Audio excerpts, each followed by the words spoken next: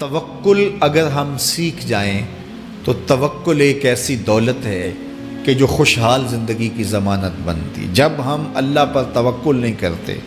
اور ہم سمجھتے ہیں یہ سب کچھ ہماری محنت کا نتیجہ ہی ہوگا، اور نتیجہ جب نہیں آتا تو پھر ہم بے چین مضطرب ہو جاتے ہیں،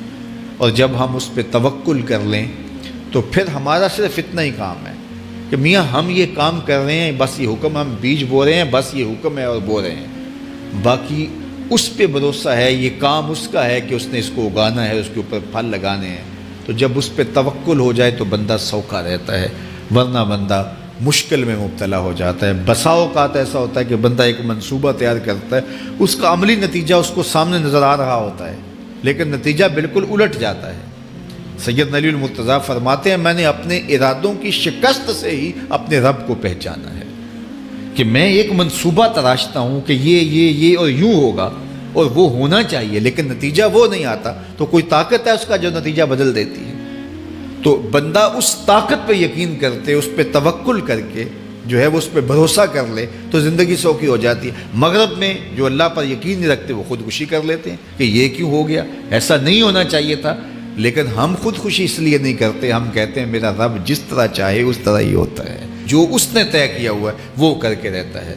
اس لیے تم اس پہ توکل کر لو اور اس پہ بھروسہ کرو۔ حضور علیہ الصلوۃ نے فرمایا لو انکم توکلون علی اللہ حق توکلہ، اللہ پر توکل کرنے کا جو حق ہے اگر تم وہ ادا کر دے تو فرمایا اللہ تمہیں ایسے رزق عطا کرے جیسے پرندوں کو عطا کرتا ہے۔ ہمارا تو کاروبار ہے، یہ فیکٹری ہے، یہ دکان ہے، یہ ہماری نوکری ہے، ہم نے یہاں سے کمائی کرنی ہے۔ پرندوں کا کوئی کاروبار نہیں ہوتا، کوئی نوکری نہیں ہوتی، کوئی ٹھیا، کوئی اڈا نہیں ہوتا جہاں جا کے انہوں نے رزق کے لیے کوئی آغاز کرنا ہوتا ہے، بلکہ حضور نے فرمایا تغدو خماسا و تروح بطانا، جب وہ صبح گھر سے نکلتے ہیں تو خالی پیٹ نکلتے ہیں اور انہیں کوئی اپنی منزل کا تعین نہیں ہوتا، جدھر خیال آیا اڑ گئے ادھر، لیکن کبھی ایسا نہیں ہوا کہ شام کو خالی پیٹ واپس آئے ہوں، کہا وہ پیٹ بھر کے آتے ہیں۔ باہو بولے بن توکل پنچھی اڑ دے، خرچ نہ پلے زیرا ہو، جب گھر سے اڑتے ہیں تو ان کے پلے نہ کوئی خرچ ہوتا ہے، نہ راس المال ہوتا ہے، نہ کوئی اوزار ہوتے ہیں، نہ کوئی ہتھیار ہوتے ہیں، کچھ بھی نہیں ہوتا، یوں ہی گھر سے نکلتے ہیں، کبھی بھی خالی پیٹ نہیں آئے۔ فرمایا اگر اللہ پہ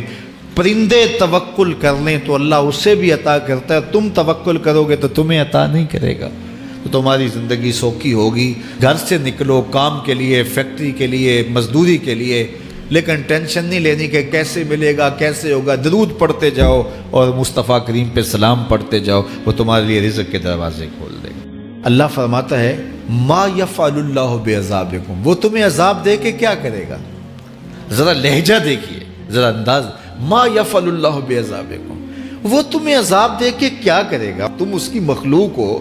اپنے دستے قدرت سے اس نے تمہیں بنایا ہے، تو وہ تمہیں عذاب دے کے کیا کرے گا؟ اس کی ضرورت نہیں ہے کہ تمہیں عذاب دے، نہ اس کی چاہت ہے کہ تمہیں عذاب دے، کوئی خود چھلانگے لگائے تو اس کی مرضی۔ فرمایا کہ ما یفعل اللہ بعذابکم، وہ تمہیں عذاب دے کے کیا کرے گا؟ ان شکرتم و آمنتم، اگر تم شکر ادا کرو اور ایمان لاؤ